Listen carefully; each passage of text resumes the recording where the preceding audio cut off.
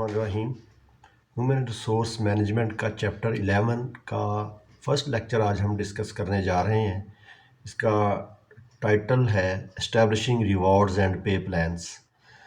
इस चैप्टर के अंदर हम देखेंगे कि किस तरह ऑर्गेनाइजेशन के अंदर जो एम्प्लॉयज़ हैं या मैनेजमेंट है, उन लोगों की किस तरह सैलरीज जो हैं, किस तरह उनको रिवॉर्ड्स सेट किए जाते हैं। तो आइए देखते हैं। First of all, people do what they do satisfy some needs and they look for a pay of a reward. किसी भी ऑर्गेनाइजेशन के अंदर जो लोग हैं उनकी अल्टीमेटली जो रिक्वायरमेंट है वो सैलरी है, पे है, जिनको जो उनकी एफर्ट्स या उनकी जो परफॉर्मेंस जो कुछ वो कर रहे हैं उनके बदले में पे किया जाता है।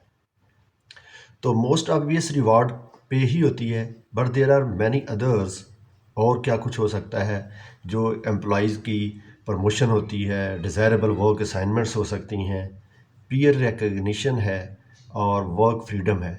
तो सैलरी के अलावा प्रमोशन, ऐसी असाइनमेंट्स जो एक एम्प्लॉय जो है विलिंग हो उसको वो परफॉर्म करने के हवाले से, और जो दोस्त कोलीग्स होते हैं उनकी जो रिकग्निशन है, या अपने काम के बारे में कुछ फ्रीडम हो, अपनी मर्ज़ी चल सके। तो these are some of rewards जो कि पे के अलावा भी किसी ऑर्गेनाइजेशन के अंदर एक एम्प्लॉय को नज़र आते हैं। तो ये रिवॉर्ड्स जो हैं ये दो तरह के होते हैं, एक इंट्रिंसिक रिवॉर्ड है और एक एक्सट्रिंसिक रिवॉर्ड है। इसी तरह एक्सट्रिंसिक रिवॉर्ड के अंदर फिर दो टाइप्स आ जाती हैं, एक फाइनेंशियल और एक नॉन फाइनेंशियल है। आइए देखते हैं, इनको डिटेल के साथ देखते हैं कि रिवॉर्ड्स की कौन कौन सी डिफरेंट टाइप्स हैं। Types of reward plans, intrinsic versus extrinsic reward. Intrinsic reward जो होता है उसमें पर्सनल सेटिस्फैक्शन नज़र आती है। किसी भी जॉब को परफॉर्म करते हुए जो एम्प्लॉई है वो अगर सेटिस्फाई है तो दैट मीन इंट्रिंसिक रिवॉर्ड उसको मिल रहा है। वो कहाँ से आती है, जैसे प्राइड इन वन वर्क, कि एक काम के करने में वो फ़ख्र महसूस कर रहा है, एक जॉब को परफॉर्म करने में वो अपने आप को प्राइड फील कर रहा है, तो दैट मीन ये उसको इंट्रिंसिक रिवॉर्ड मिल रहा है। सेकेंडली है फीलिंग्स ऑफ अकम्पलिशमेंट्स, और थर्डली है being part of a work team, वो किसी टीम का हिस्सा है, इसी पे वो बड़ा प्राइड फील करता है। तो that is also one of the intrinsic reward. इसी तरह एक्सट्रिंसिक रिवॉर्ड क्या होते हैं? एक्सट्रिंसिक रिवॉर्ड जो है come from a source outside the job. ये जॉब के अलावा हैं, जैसे पैसे, मनी, प्रमोशन, बेनिफिट्स जॉब के में अंदर मिल रहे हैं, यानी ये एक्सटर्नली आपको कुछ ना कुछ बेनिफिट दे रहे होते हैं, जैसे पैसों की शक्ल में हो सकते हैं या नॉन फाइनेंशियल भी हो सकते हैं। फाइनेंशियल रिवार्ड्स कौन से हैं? जैसे वेजेस हैं, इन बोनस है, प्रॉफिट शेयरिंग है, पेंशन प्लान है, और पेड लीव्स और परचेज डिस्काउंट्स। आपको कोई कंपनी जो है अपनी जो प्रोडक्ट्स बना रही है उसके अंदर कोई डिस्काउंट मिल रही है, जो 50% डिस्काउंट है या 20% डिस्काउंट है। इसी तरह सैलरी के अलावा बोनस मिलता है, प्रॉफिट के अंदर शेयर मिल रहा है, जो पेंशन के हवाले से कंपनी ने प्लान बनाए हुए हैं। These are all the financial rewards. इन तमाम के अंदर पैसों की इन्वॉल्वमेंट नज़र आ रही है। These are financial rewards. Non financial rewards क्या होते हैं? ये भी इंसान की जॉब को मोर अट्रैक्टिव बनाते हैं। Employees very greatly on what type they find desirable. ये डिफरेंट हो सकते हैं। कुछ लोग जो हैं कुछ ऐसे रिवार्ड्स पे मुतमिन हो जाते हैं, सेटिस्फाई होते हैं, कुछ नहीं होते, कुछ की वो ज़रूरत होती है, कुछ की नहीं होती। But these are non financial rewards.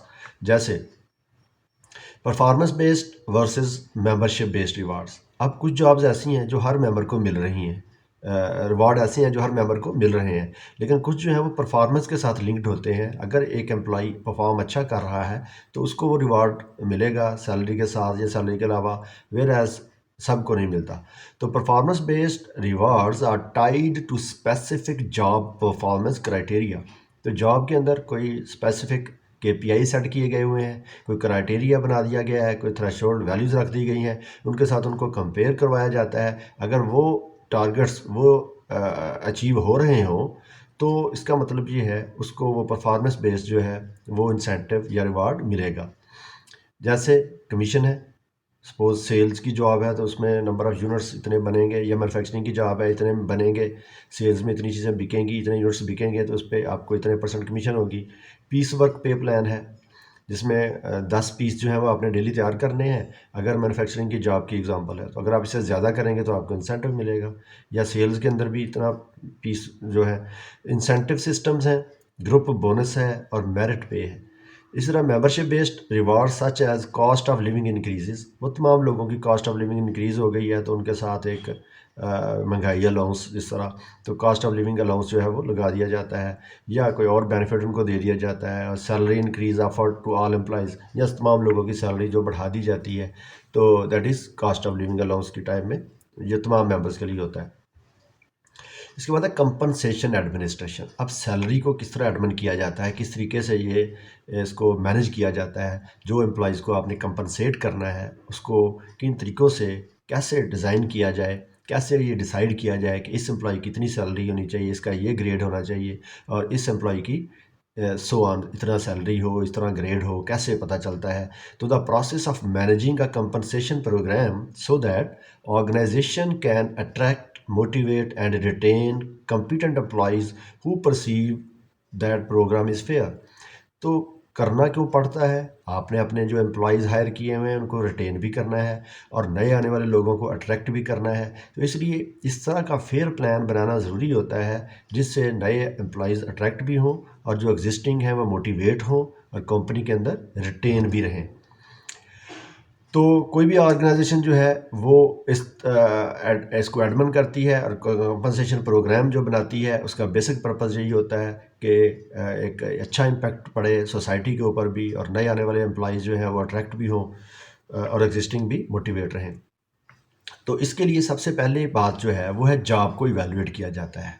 जब भी आप सैलरी डिज़ाइन करेंगे तो जॉब को इवेलुएट किया जाएगा कि एक जॉब जो है किस नेचर की है, उसको उसके मुताबिक उसकी सैलरी सेट की जाए। The process use to determine each job appropriate worth within the organization. एक ऑर्गेनाइजेशन है जिसके अंदर एक एम्प्लॉई जो है उसकी इस लेवल की वर्थ है कि उसके बगैर ऑर्गेनाइजेशन जो है वो रेवेन्यू नहीं अर्न कर पा रही, और वो ऐसी टीम है जो मेन फोकस है। मिसाल के तौर पर मैं अगर पीआईए की एग्जांपल लूँ तो पायलट जो है अगर वो काम करना छोड़ दें तो पीआईए का ओवरऑल जो इंस्टीट्यूट होगा, जो अदारा है, वो किसी काम का नहीं रहता। तो जॉब को इवैल्यूएट किया जाए कि हर जॉब एक कंपनी के अंदर, इस ऑर्गेनाइजेशन के अंदर उसकी क्या वर्थ है, उसके मुताबिक उनको सैलरी भी डिसाइड करनी पड़ेगी based on job analysis information. ये हमें मिल जाती है जब हम जॉब को एनालाइज करते हैं। तो जॉब एनालिसिस के अंदर हमें जॉब डिस्क्रिप्शन बता देती है कि इस एम्प्लॉय की ये रिस्पॉन्सिबिलिटीज़ हैं and how much worth this employee has for the organization. उससे अंदाज़ा हो जाता है कि ये एम्प्लॉई जो है कितना इसकी वर्थ है, क्योंकि इसकी अगर रिस्पॉन्सिबिलिटीज़ बहुत ज़्यादा हैं तो श्योरली उसकी वर्थ ज़्यादा होगी। अगर एक एम्प्लॉई जिसकी रिस्पॉन्सिबिलिटीज़ इतनी नहीं है तो उसकी वर्थ भी उतनी नहीं होगी। तो ये जॉब इवैल्यूएशन हमें बताएगी कि how much employee has its worth in the organization. Government influence on compensation administration. तो कंपनसेशन पैकेज के अंदर जब आप कंपनसेशन एडमिनिस्ट्रेट कर रहे होते हैं तो उसके अंदर गवर्नमेंट का इन्फ्लुएंस भी होता है। गवर्नमेंट ने भी मिनिमम लेबर वेजेस रखे हुए हैं, उसको भी हमें ओबे करना पड़ता है, कीप इन माइंड रखना पड़ता है कि जो गवर्नमेंट ने सैलरी रखी हुई है वो ज़रूर उसको मिनिमम वेज जो है उसको ओबे किया जाए। ओवर टाइम गवर्नमेंट कहती है जी ओवर टाइम दिया जाए एम्प्लॉयज़ को। इस तरह रिकॉर्ड कीपिंग है, चाइल्ड लेबर रिस्ट्रिक्शंस हैं, इस तरह उनका रिकॉर्ड भी रखा जाए जो सैलरी आप दे रहे हैं। चाइल्ड लेबर से भी अवॉइड किया जाए वो जो लॉज हैं। तो इसका मतलब ये हुआ कि कंपनसेशन सेट करते हुए हमें गवर्नमेंट को भी ये हमारी रिस्पॉन्सिबिलिटीज़ होती हैं कि गवर्नमेंट के लॉज को भी ओबे किया जाए। इसी तरह गवर्नमेंट इक्वल पे एक्ट बना हुआ है गवर्नमेंट ने, जो ये अमेरिकन 1963 में बना था, जिसमें मेन और वीमेन जो मर्द और औरत है उनकी अगर सेम ही जॉब है और सेम ही डेट के ऊपर वो हायर किए जा रहे हैं तो उनकी सैलरी भी सेम होनी चाहिए। That is called equal pay act. तो कंपनसेशन के अंदर इसको भी एक्सेप्ट करना पड़ता है। गवर्नमेंट इन्फ्लुएंस ऑन कंपनसेशन के अंदर सिविल राइट एक्ट भी है जिसके अंदर broader than equal pay act भी है। इसी तरह prohibits discrimination on the basis of gender. जिस तरह इक्वल पे एक्ट था उसी तरह जेंडर की बेस के ऊपर आप ये नहीं कर सकते कि एक की सैलरी ज़्यादा हो एक की कम हो, कि ये फीमेल है इसकी सैलरी कम हो जाए तो काम चल जाएगा, ये मेल है इसकी सैलरी ज़्यादा होनी चाहिए, नथिंग एल्स। तो use to support comparable worth concept, salaries should be established on the basis of skill, responsibility effort and working condition. जिस तरह की अगर एक ऑफशोर जॉब है, एक अगर